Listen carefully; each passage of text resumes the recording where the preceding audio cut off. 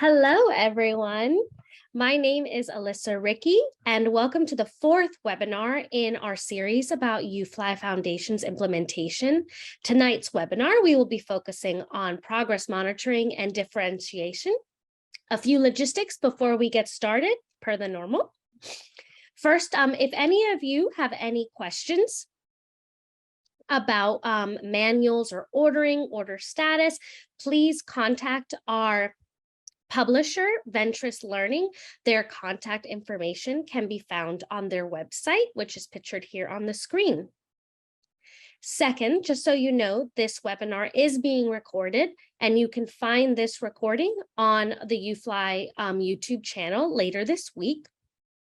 And lastly, if you have any questions for our host tonight, please post them in the Q&A feature instead of the chat. You can find that at the bottom of your Zoom screen. It's just a lot easier to answer the questions in the Q&A instead of it just getting lost in the chat. Some of the questions, we will answer them live. So if you don't see them getting answered, they'll be answered, some of them live at the end of the presentation. So with that, I would love to welcome one of the authors of the UFLI Foundation's program and our host tonight, Dr. Holly Lane. Hello, Dr. Lane. Thank you, Allie. I appreciate it. And welcome, everyone. We're really excited to continue this implementation webinar series. And the idea behind this one is how to make UFLI work for all of your students. So we are going to start out with some general background information about effective instruction, and then we're going to be thinking about how to target students who are struggling in any way to make sure that they're learning what we want them to learn during UFLI Foundations. So to get us started, I want to think a little bit about what effective instruction is. When we're talking about instruction and foundational reading skills, effective instruction can be described as explicit. And we're going to think a little bit about what explicit means to us. When I say explicit, what I mean is very clear and direct teaching with frequent checks for understanding, and just very clear explanations. So one of the features of UFLI Foundations, as you probably know by now, is that we provide recommended teacher language. Making sure that your explanations are super clear can be a challenge. And so we wanted to take that pressure off of the teachers using this program. And so we provide language for you. Obviously, you can tweak it to make it sound more natural for you, but the language here provides a pretty good explanation. So I'm just going to do a quickie little demonstration of what this means. So this is a sample of the concept introduction from the SH lesson. So I can think about this way. A consonant digraph is when two consonants come together to make one sound. You've already learned about a consonant digraph. We've talked about CK. When C and K are together at the end of a word, they make one sound. K. The two consonants S and H each have their own sounds, S and H. But when these consonants come together in words, they make one new sound, sh, like at the beginning of the word sheep. The consonant digraph SH can come at the beginning of a word, such as ship and shop. The consonant digraph SH can come at the end of a word, such as fish and wish. So there's very little ambiguity in that explanation. Kids know exactly what it is that I want them to know after hearing that explanation. So that would be considered explicit. Another way to think about explicit instruction as well is to think about it in terms of, there we go. Sorry, my animation is not working. There we go. Is to think of it in terms of modeling and demonstrating whatever skill or concept, clear explanations there, and then providing guided practice, followed by independent practice, and eventually both maintenance and generalization. So additional review. And we're going to be talking quite a bit about review tonight. So effective instruction is explicit. That part's pretty clear, but effective instruction is also systematic. So let's think about what systematic means. I like to think about systematic as a plan, something that I have thought about to make sure that it is logically sequenced. I'm doing things in a sequence that makes sense. I'm building on my prior knowledge and proceeding in manageable steps. To me, one of the best analogies for this is the blueprints for a house. When a builder is going to build a house, they're not going to just show up and say, let's build a wall today before we pour a foundation, or let's put the roof on before we have anything to hold it up. There are very clear sequences that need to be followed for everything to work. Now, it may not matter that you put the window in before you put the door in. There could be some variation, but for the most part, there needs to be some logical sequence to it. And in our program in UFLI Foundations, our blueprint is the scope and sequence. So the scope and sequence was very carefully thought through, and it's organized in a logical sequence to ensure that kids have the knowledge that they need before they move on to new knowledge. So be thinking about that and how your students are following along in the scope and sequence, building on their skills.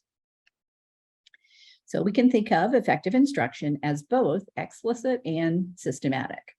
There are also some features of effective instruction that are pretty important besides it being explicit and systematic.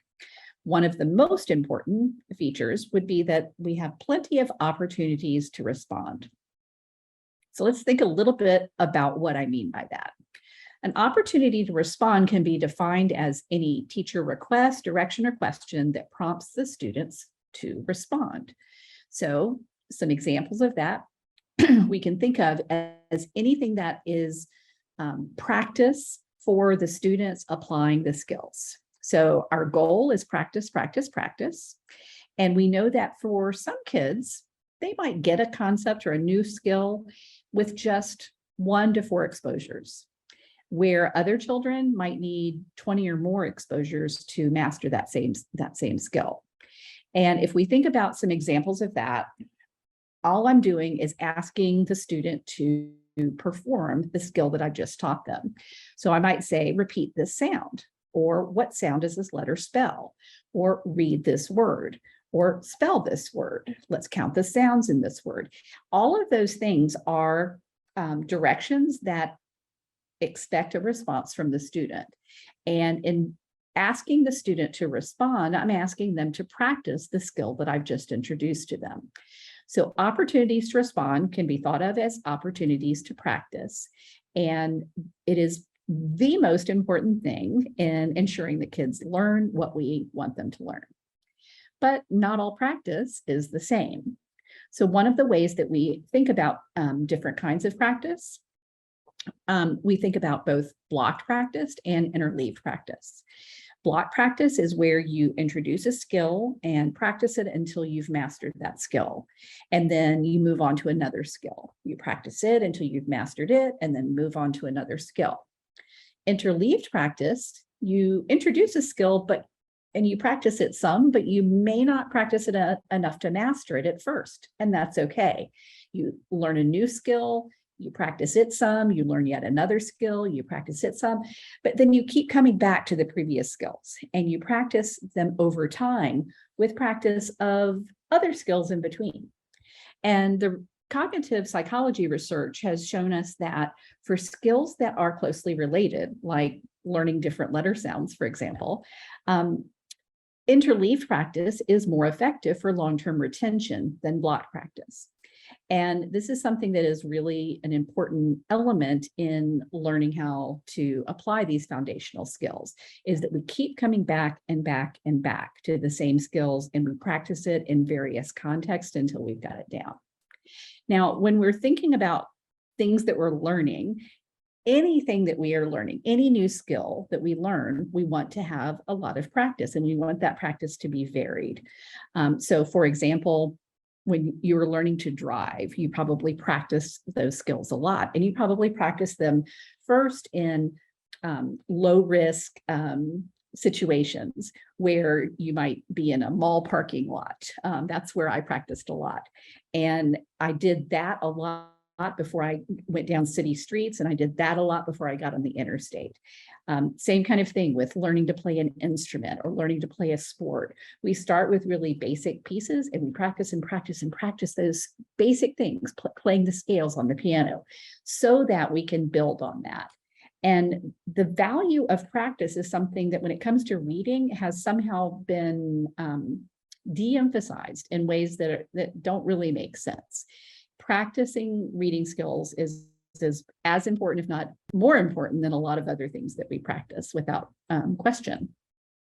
So the way that we have built the UFLI Foundations program, we've built in quite a bit of practice. So this is just one example of a lesson, the short I lesson. And in this lesson, we have quite a bit of practice with applying the skill, both in isolation in the different steps of the lesson, and then when you practice reading the decodable text. So in this lesson, you have all of these different opportunities to practice short I. And that practice is going to, for a lot of kids, be what they need to master it. And by the end of the lesson, they'll have mastered it. But it's okay if they haven't mastered it, because we're going to keep coming back to it. In this one lesson, the number of times that short I is practiced, 41 between in isolation and applied and connected text. 41 times kids are practicing that sound. But that same sound, the short I, is practiced in the next lesson. The focus of the lesson is now learning the sound for N, but short I is practiced 59 times in the short N lesson. In this next lesson, that's a review of CVC combinations, it's practiced another 64 times, and it keeps on going. It tapers off. It's not as much in every lesson, but we keep coming back. It's that interleaved practice. We keep coming back, and that's essential. We need to make sure that we are providing enough practice through all of these different lessons with that particular skill, that short I, with those different decodable text, practicing applying that short I. Over the course of 10 lessons, short I is practiced 338 times, which is a little bit mind-blowing when you think about it. That's a lot of practice of that one connection. And so, yes, some kids got it right away. It's not going to hurt them to keep practicing, but for the kids who need lots and lots of practice, they're going to get it. And short I doesn't disappear after 10 lessons, it continues. But that interleaved practice is fundamental. When we're thinking about the features of effective instruction, in addition to opportunities to respond, we also want to include behavior-specific praise. So when a student responds correctly, we want to provide specific praise about whatever that response was. So we can define specific praise as any verbal statement that communicates positive feedback to a student and explicitly identifies what about their response was correct. So here's some examples. So instead of just saying good job or great reading, what specifically did they do? It might be behavioral, something like nice job following directions the first time, but more often in the lessons, you want to hear things like great job saying the ooh in cool, awesome work blending those letter sounds, good thinking to try a different vowel sound. So what did they do that you want them to do more of? And make sure you're stating that explicitly. In addition to opportunities to respond and behavior-specific praise, we also want to see corrective feedback, because they're not always going to respond correctly, and you want to make sure that they know how to correct their response. So we can think of corrective feedback as any specific, brief, and immediate correction of an incorrect student response, and it should always include some kind of a prompt that will elicit the correct response. So some examples here. Maybe that when they saw the SH, they said ch instead of sh. So what I could say in response to that is, this is the grapheme SH. SH spells sh. What does SH spell? And then my students will respond, sh. This word is mat. What word is it? So I'm modeling whatever it was they did incorrectly and then asking them to give me the correct response.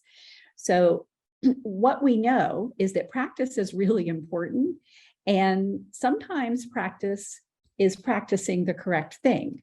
And you've all heard the phrase, practice makes perfect. And I think it was probably Anita Archer who said, that's not actually it. We shouldn't say practice makes perfect. Practice makes permanent. And that's what's important. When we're practicing something, it gets ingrained into our memory, and we just do it then eventually with automaticity. So we have to be really careful that what we're practicing is correct.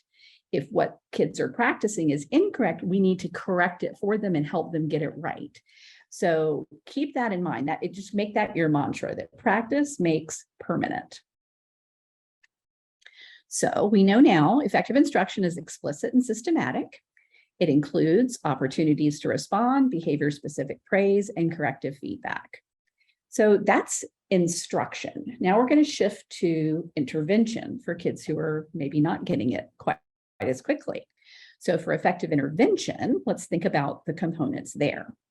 Effective intervention is just like effective instruction, explicit, systematic, and includes opportunities to respond, behavior-specific praise, and corrective feedback. All of those things that are true of effective instruction are also true of effective intervention. However, effective intervention is also intensive. Okay, so intensive means that we are working with a smaller group or even one-on-one individual instruction, that we have more opportunities for and more targeted practice opportunities, and that we spend more time in instruction. So those are ways that we can make our instruction more intensive. And when we make it more intensive, then it's no longer instruction, it's intervention. I like this way of thinking about how we increase our intensity. This came from the National Center for Improving Literacy. When we think about tier 1 instruction, we think usually this explicit instruction is I do, we do, you do.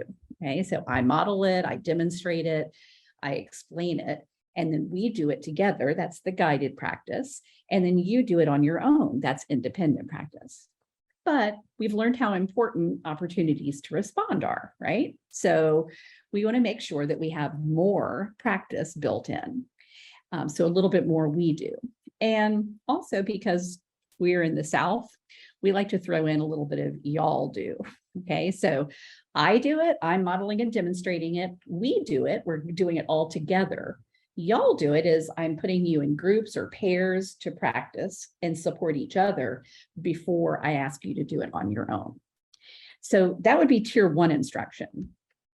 For tier 2 instruction, we just have a lot more of all of that. There's more practice, more opportunities to respond. And then in tier 3, there's even more still. So truly the only thing that really distinguishes instruction from intervention is intervention has more opportunities to respond. That's the main distinction. So if we think about instruction being intensive, making it intervention, we also want to think about who's providing that instruction. So intensive intervention needs to be provided with by the person with the most skill. So very often we will see kids who are struggling get assigned a volunteer that just happened to walk by to work with them. If we have a paraprofessional who maybe doesn't have an education background, that might be the person who gets assigned to the kids who are struggling. And it makes no sense whatsoever. Rick Lavoie, many years ago, said, he told the story of going to the hospital with a really challenging, really difficult problem. And that medical problem, when they notice that you have a particular unusual, difficult medical problem, they call the lady from the flower shop. That's the equivalent of assigning a volunteer or a paraprofessional who doesn't have a lot of training and background to a struggling child. So we need to really think about who is providing the intervention. So if we think about effective intervention being explicit, systematic, and intensive, and including these different features, that is important to guide us as we move into how do we apply this in UFLI Foundations. So as you probably know by this point, UFLI Foundations lessons are organized according to 8 steps. And this basic routine occurs pretty consistently through the core lessons. And the lessons are divided across 2 days, the day 1 and day 2. We think of the steps 1 through 4 as being our warm up and review. Step 5 is where a new concept is introduced. I'm sorry, there is hail happening outside the window. It's very distracting. I hope you all can't hear it. So in day 2, we have a new concept review. So whatever we introduced in day 1, we start day 2 with a quick review of that. And then we have lots of practice, reading words and spelling words, both regular and irregular words. And then there's practice reading and writing connected text. So reading sentences, writing sentences, and then reading a decodable passage. We organize the lessons across the week this way. And what we're going to be focusing a lot on this evening is what is happening on Friday. That's a big part of it. And so if we think about how we organize that review, that's a really important part of differentiation. The structure that I would suggest for your Friday review is keeping in mind that you're focusing on this week's concepts. Okay, so Monday and Tuesday, you taught a lesson. Wednesday and Thursday, you taught a lesson. And then on Friday, you're reviewing those concepts. So one thing that I would suggest is using your day 2 slides again on Friday for a quick review of each new concept. And then spend the bulk of your time in your review doing practice decoding and encoding. So you can do the blending drill that you used in the previous lesson, or the word work step from the previous lesson to do this additional practice. You can also then practice spelling 3 to 5 words, keeping in mind what kinds of patterns are the focus of the lesson.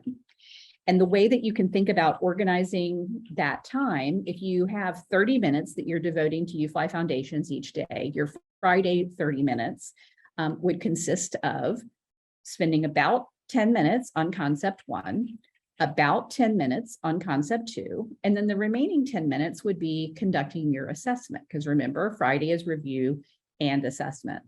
So that's my suggestion for how to organize that Friday time. In addition to this more structured review, you might want to be responsive to activities that could be used on those Friday review times. So for example, as I mentioned, you can use the new concept review slides. Just pull those from the slide decks for both of those concepts. You can also use the extra word chains that are provided at the end of each lesson. You have word chains that are a little bit easier. Those onset rhyme level word chains tend to be easier for kids. So if you have kids who are struggling during the initial lesson when they were doing word work, pulling up those onset rhyme level word chains gives them a little bit of extra scaffolding as they practice it. We also have targeted phoneme level ones, and then the phoneme level where you have the grapheme at different places in the word. So for these word chains, this can just be ongoing support anytime doing additional manipulative letter practice, doing word work on the electronic word work mat or on the virtual blending board. You can also spend some time practicing reading and spelling each of the new irregular words from that week's lesson. And one thing that I really like to see teachers do is to use any leftover sentences. So very often you're not going to get to every one of the sentences that's listed in step 8. especially the spelling of those sentences. You might be able to read all 3 sentences, but it's very common to be only able to spell 2 of the sentences. So use one of those sentences as part of your review on Friday. You can also have the students practice rereading the decodable passages that were introduced. Or you can expand and use other decodable text. So if you have other access to other decodable text series, you can access our decodable text guide as a way to find those.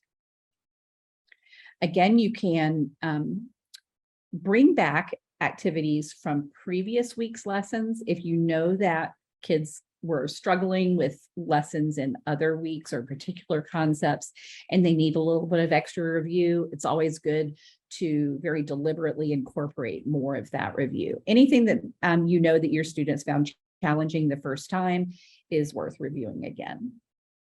That's the interleave practice that I was talking about. So the other part of Friday, so I mentioned that you're going to spend about 10 minutes doing assessment as well. And that's what I want to focus on now. That's your progress monitoring assessment for this part of the lesson. So when I'm talking about progress monitoring, there's really kind of 2 ways we can think about what progress monitoring is. And one of them is, are the students meeting benchmarks? So there are established criterion that students are expected to meet to be considered proficient at that grade level. And so those are usually administered just periodically. It might be 3 times a year. That's very common: beginning of year, middle of year, end of year. It might be monthly even. But those progress monitoring assessments that provide, for example, an oral reading passage or other timed reading kind of activity, those progress monitoring assessments, I consider benchmark assessments, and those are a little bit different than the progress monitoring that I use for instruction. So other kinds of progress monitoring assessments ask, well, have the students learned what I've taught them? And this can be accomplished through informal teacher observation. As you're teaching a lesson, you're getting kids to, in the auditory drill, write down the sound that the letter that represents the sound that you give them. They hold up the dry erase board and you see a couple of kids that aren't getting those correct. You provide the corrective feedback, but they're consistently struggling with that. Those kind of teacher observations you want to make note of. If you jot those down, that will help you in your planning for additional support. But one of the key things is just more systematically, frequently assessing skills. And this is something that you can do every week, all year. And so this is how we built this into the UFLI Foundations program. So there is a section on page 354 about progress monitoring, and it gives a little explanation. And what we recommend doing is a spelling test. So the spelling tests in general are not a very effective assessment. So the more traditional spelling assessment. And if you think about how we teach spelling, it's give kids a list of words at the beginning of the week, have them take them home to memorize, and then come back and we'll give them a test on Friday. They'll blurt out that onto paper, and then they'll promptly forget those words, right? That is not a particularly useful way to do spelling assessment. But what we want them to do is to really apply the skills that we are teaching them. So if we are using spelling tests appropriately, then we can measure both encoding and decoding skills. So this is a really important concept. If I can spell a word, it's almost impossible for me to be able to spell it without also being able to read it. I could very easily learn how to read a word and not know how to spell that word. So that distinction is important. What that means is I can use spelling as an assessment of decoding as well as encoding. I can also administer a spelling test to the whole class in a very short period of time. It may take a little bit longer to score it afterward, but the administration is quick and it doesn't take up a lot of the school day. So I do the spelling assessment and use that for progress monitoring. That tells me a lot about how students are both decoding and encoding, not just encoding. So in the back of the manual, you will find spelling assessment guides. And there's a little spelling assessment, a little mini assessment for each lesson. And the idea here is that you will administer just the words that are there, and you're going to score it. So early on, we see, the short I, we will ask the students, how do you spell it? So just like they would do for an auditory drill, they would write the letter I. And so that grapheme phoneme correspondence is the first item. Then we give them a couple of words. They haven't learned that many letters yet, so there's not a whole lot that we can assess right now. But then we ask them to spell it and sit, and then we dictate a sentence. So they're learning how to write dictated sentences in the lesson. And we also want to know, can they spell words when they are part of a sentence? So they were reading words or sentences like I sip, and now they're going to write that. So what I recommend using is the points that are under the new concept points. The total points also takes into account the other words in the sentence and the irregular words.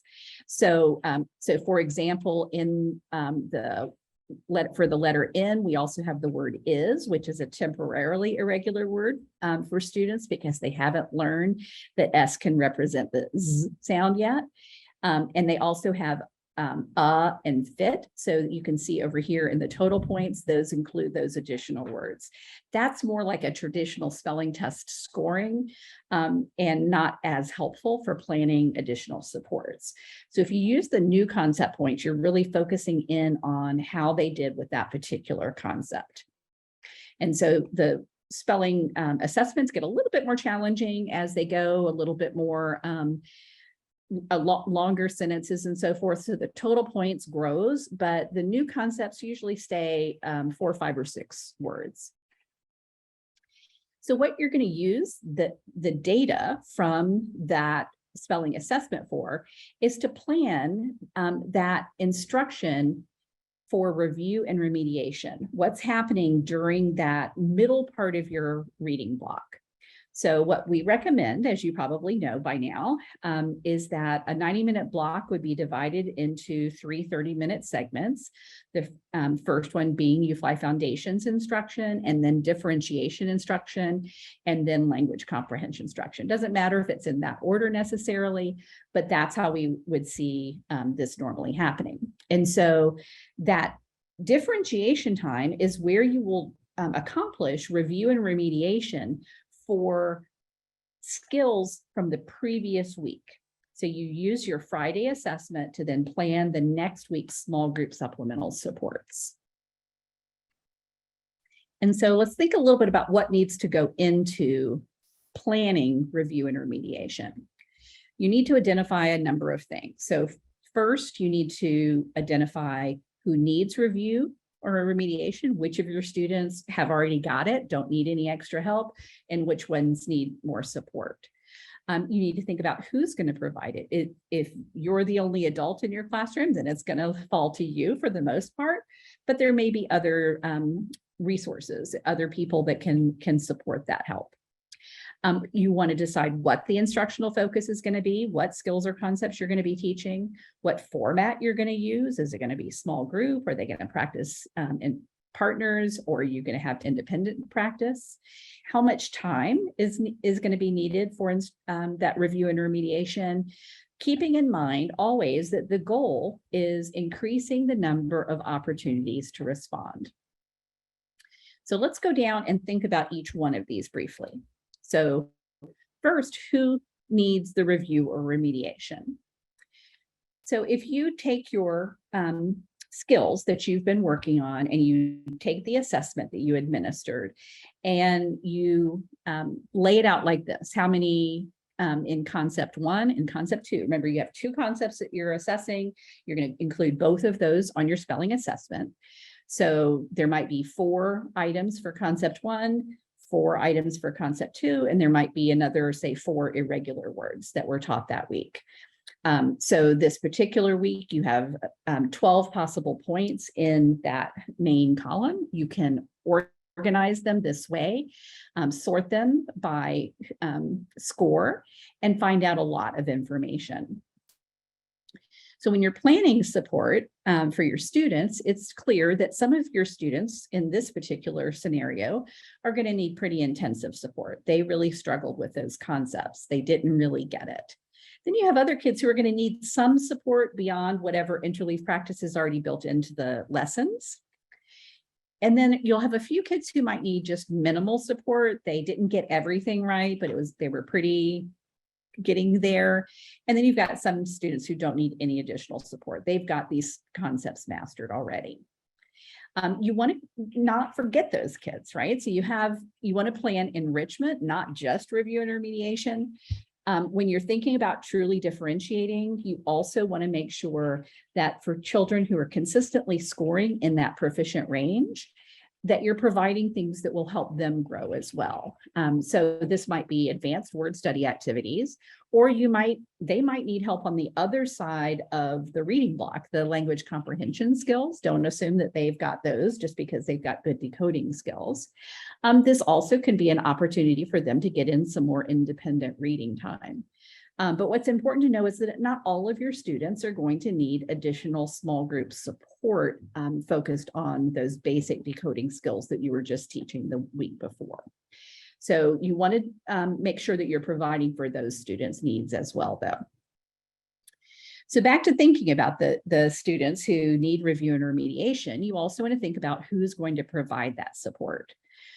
So first of all, you want to make sure that the most skilled person is working with the kids with the greatest needs. So keep that part in mind. That's going to be a critical piece of this. But there may be others that can provide support as well. So you might have a co-teacher or a paraprofessional. You might have a practicum student from a university. You might have volunteers, parents that come into your classroom to support students. You may even have older students. So if you teach kindergarten, you may have 4th or 5th graders who come to be buddies with your kids. And there are activities that even an older student might be able to support your younger children with. But it's important that for the kids who are struggling the most, that the most skilled person is supporting them. Some of the kids who are struggling the most, though, may not be very independent when they're not working with you in the small group. And so that's when these other supports can come in handy for those kids, but after you've provided the review. So some of the things that can be very useful for this, in the toolbox, the UFLI Foundation's toolbox, you'll find home practice sheets for most of the lessons. And those are things that we designed specifically for parents to use. Parents who may not have very much background, if any, in teaching children how to read. And so we've made these very simple, and included in the home support piece, we'll have a guide for how to use these activities, these sheets. But my guess is if a parent with very little background can use this successfully, and they have, that these other people who are in your classroom can also use these as a little mini lesson or little mini activity. So another way to think about this is for the kids who are in the yellow or green range, that maybe not the ones that have the most significant needs, but the ones who have some need for support. Those are kids that might benefit from people with a little bit less expertise. You can also think of it, as I mentioned, as ongoing skill review for the kids who are really struggling after they've had review time with you. So you might start that review time with the kids who struggle the most, and then let the paraprofessional or parent volunteer provide additional support if you have those adults in your room. So when we're thinking about review and remediation, we also need to think about what is the instructional focus? What skills or concepts are we focusing on? So if we just look at this, who needs a lot of support versus who needs little or no support, we may miss some really important details. So I want to just focus in on just the yellow, the students who are in that yellow band who need some support. if we look at those kids, they all scored overall the same on the spelling assessment. But if we look more closely, we have kids who need help in different places. And not all of the kids who are struggling a little bit need a lot of help in everything. So you can look at Damien, for example. He got a perfect score on concept 1. He really struggled on concept 2 and didn't do so hot on the irregular words either. But we don't need to provide him with extra support on that concept. So if you drill down a little bit and look specifically at how kids are doing on each concept, you'll be able to target your small group support more effectively. Here's a way to think about it. If you organize you sort your grades by, or your scores by concept instead of overall. And you'll see which kids need help with concept 1, which need help with concept 2. You also want to consider what format. Is it going to be small group support, peer practice, independent practice, and how are you going to group kids for small group? You want to group kids with like needs together for that additional support. I like the idea of just laying out the whole week for your small group support, looking at each day, who needs the support and what are they going to get. So thinking about how much they need based on how intensive their needs are in that spelling assessment. There is a guide on page 37 that will kind of show you how you can organize that information. Also keep in mind that each of the lessons has additional resources for additional practice. So those are some things that you can build in at those points. One of the really important things, though, is if you're working with small groups, you need to have things that will keep other kids busy, but keep them learning, not just busy work. So there are a few different things that we can focus on in terms of center activities.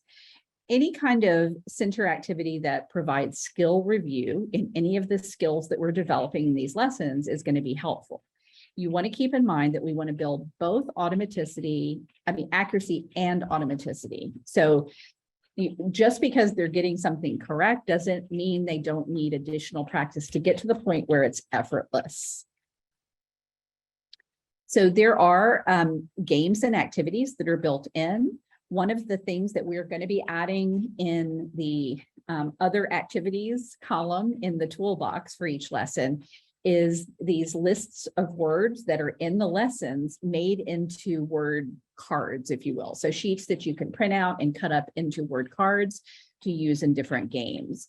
So in this example, you can see kids are sorting. Is this grapheme coming at the beginning or end of the word? Or reading the word and sorting it by where it comes in terms of two similar graphemes. We also already have roll-in reads for most of the lessons already posted, but there will also be in the printables section, different game boards that you can download and practice with those word cards. So kids can roll a dice. If they can then read the word, they get to move that many spaces on the game board. There are other kinds of skill review. So there are grapheme cards that you can print. You can also use your magnetic letters for this. And this is a good activity for pairs of students who can work together. So student A would have a list of words that they would sound out and say for student B to then spell with their grapheme cards. Other activities that you can do, you can have kids spend time interacting with text. You've got the decodable texts that are built in already. You can also use other decodable texts as well, but you can have students read by themselves, read with a partner. You can also have them listen to a recording of you reading the text. You can have them go through the text and identify all the words that have the target grapheme for that particular story, and you can have them illustrate. One of the reasons that we left an illustration box on here. Actually, two reasons. One, we didn't want to provide pictures that kids could then use to guess what the words are. But second, we think it's a really nice comprehension check. If the kids are reading the text and paying attention as they're reading to what it means, they'll be able to illustrate and include some of the things in their drawing that are represented in the text. One thing to keep in mind, and this is especially true of kindergartners and first graders, but also true of a lot of second graders, is that we don't want to expect kids at that level to read silently.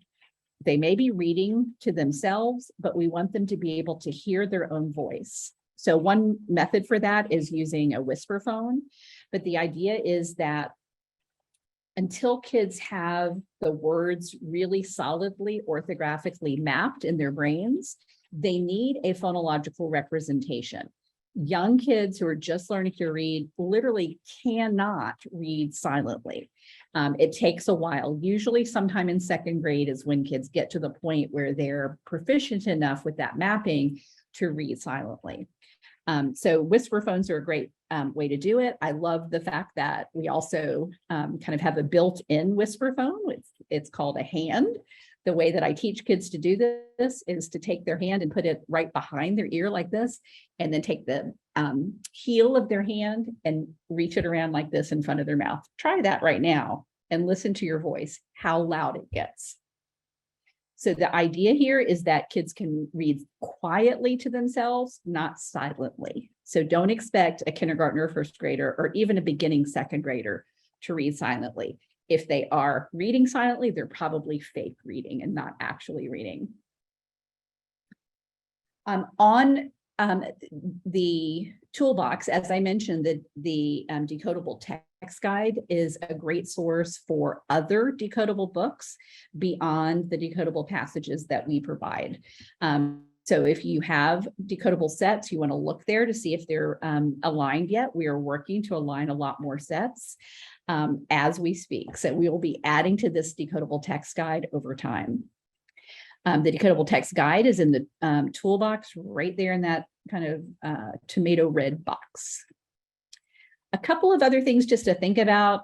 You probably know these things, but if you're not experienced in designing literacy centers, there's some things to think about in terms of managing them. One of the key things is you want kids to be able to do these the center activities by themselves or with a partner without you going to have to help them. So as you're teaching your getting ready lessons, building routines for centers is a really good activity.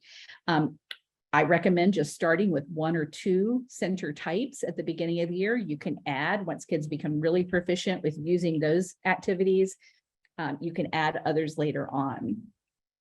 Keep in mind that all your center activities really should be focused on providing as many opportunities for your kids to respond and practice the skills as you possibly can. You want to teach them the routines that are necessary to implement the activity, and make sure that those the routines are simple to follow. You don't want to have anything that's going to require more than what a kindergartner can do on their own, for example. And you need to think of everything. Like if they're doing a roll and read and they're using markers to circle words, how do you, when you finish with that marker, how do you put the cap on and listen for it to click to make sure that it closed correctly? All of those little things you want to make sure that you're building in. Keep in mind that kids don't have to get to every center every day. A center shouldn't take more than 10 or 15 minutes, especially at the beginning of the year. It might be a 3 or 4 minute center might be a more appropriate thing, but certainly not any longer than that. And if you do heterogeneous grouping in centers, then if you have a less able child, they might be able to get some help from a more able child who's at the center with them. There are also ways that you can differentiate during your whole group instruction that are pretty basic and simple things, but if you aren't doing these, they would be important to incorporate. Probably the most important is preferential seating. As you get to know your students and who's going to need help, move those kids that need more support to the front of the room so that you can keep an eye on them and make sure that they're progressing. If you've got kids who are particularly easily distracted, have it where you're the focus and they don't have a lot of kids sitting in front of them. Those kind of things can make a big difference. Another accommodation that you can make is if when you're doing spelling activities, some kids, if they are really struggling with fine motor skills, having them use their magnetic letters or letter tiles to spell words as opposed to writing them until they get more proficient with writing. It might be a little bit much to have to figure out how to spell a word and how to form the letters at the same time. You might want to separate those if they're struggling in that area. You might want to provide additional support. So rather than them having to come up with everything from scratch, if they're going to be spelling a word, you might write for them. Is this going to start with an S or an SH? You have to decide. So you're giving them some of the information that they have to then choose from. And simply doing something like having a personal alphabet strip sitting on the table in front of them can be a real support when kids are struggling with some of those connections. The last area of the review and remediation I just want to touch on briefly is thinking about the time needed. So one of the really classic ways to plan small groups that I've seen in tons of reading classrooms that's also terribly ineffective is I've got this big block of time and I've got this many kids and I'm going to divide the time evenly and the kids evenly. So I have 3 or 4 same sized groups and they each get the same amount of time. That doesn't really meet anybody's needs very well. And so it's just not the best approach, as common as it is. So if you think back to that group of students that we are going to be providing small group support for some of them, the kids with the most intensive needs, they might need 10 or 12 minutes of your time every day. Remember, we're only devoting 30 minutes of the reading block to this differentiation. Where you might have other kids who just need 5 to 8 minutes and they only need it 2 or 3 days a week.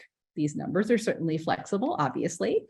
You might have other kids who just need 4 or 5 minutes and only need that 1 or 2 days a week. And you might have some kids who really don't need any supplemental support at all.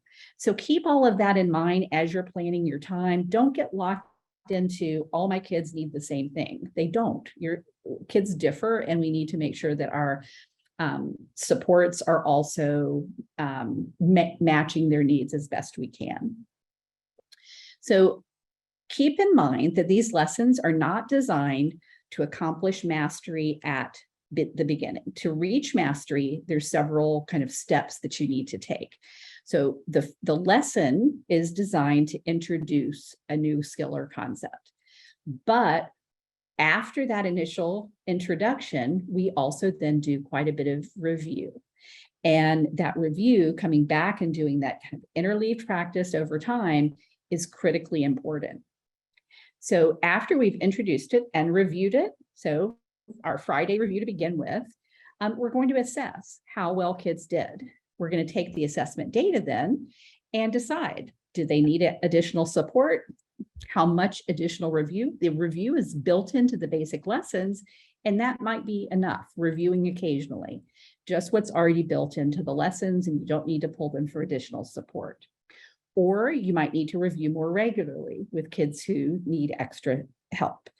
And that regular review needs to be followed by additional assessment. So if they didn't get it the first time that you taught it, after this review, do they have it now? So you want to come back and make sure that they have assessed. So really what this means is all of this depends on database decisions. That's what differentiation, what progress monitoring is for, and what differentiation is all about. So I am going to stop us there and see if we have any questions. If you do have questions beyond this, you can certainly go to our website or our Facebook page to, we have a Facebook group specifically for UFLI Foundation support that you can ask questions and have more of a conversation with as well. But find us on social media. I will stop there and see if we have any questions. Yes, we have 2 questions. The first one I know we've answered in other webinars, but always good to restate it. One of the participants was asking if we had a placement test in addition to the spelling assessments that we have at the end of the manual. We don't yet. We are planning to develop one. Actually, we've already developed a draft of one, but we're refining that right now. But we've had a lot of success with just using a phonics survey. So either like the quick phonics survey or the core phonics survey, to just get a sense of which skills kids do and don't have. And really, unless you're providing intervention, then just going with the suggested scope and sequence for that grade level is what I would really recommend. So in the manual, after the whole scope and sequence, you'll see a suggested sequence for each grade level. And unless you have a really good reason not to just follow that, then I would just recommend going with the lessons that are on there. And then you don't have to worry about the assessment for that. Those are very typically needed lessons for kids at those grade levels. That's perfect, because that leads us into the next question. We have a second grade teacher, and she was already planning to use the scope and sequence for second grade. If 20 to 25% of her students have not mastered the skills that are covered in the first grade lessons, she wanted to know if you had any thoughts about, doing them whole group, doing them small group, especially when it's that percentage.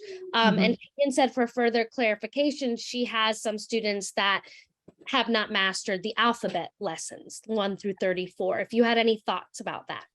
Oh, sure. I have all sorts of thoughts. So for one thing, I think that's important to keep in mind that